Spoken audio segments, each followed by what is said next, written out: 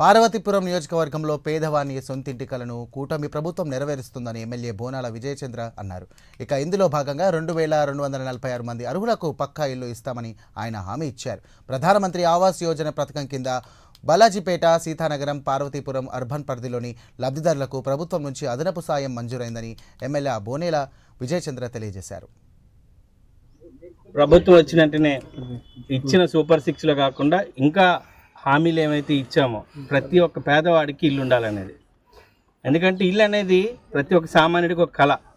ఆ కళను నెరవేర్చడం ఉద్దేశంతోనే ఈసారి పాయింట్ 2 మళ్ళీ ప్రతి ఒక్కరికి హౌసింగ్ కావాలనే ఉద్దేశంతోనే మన నియోజకవర్గంలో 2246 మంది లబ్ధిదారులని ఐడెంటిఫై చేయండి. మరొకసారి చెప్తున్నాను, 2246 ఫస్ట్ ఫేజ్లోనే ఐడెంటిఫై చేయడం జరిగింది.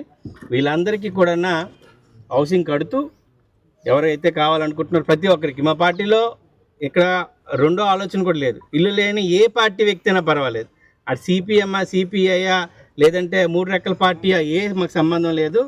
ఎవరికైనా హౌస్ ఇవ్వాలి. ఎందుకంటే ప్రతి ఒక్కరికి ఇల్లు అనేది అవసరం బతకడానికి. అందుకని ఇల్లు ఇవ్వాలని మన ఒక్క నియోజకవర్గంలోనే 2246 ఫస్ట్ ఫేజ్లో ఐడెంటిఫై జరిగింది.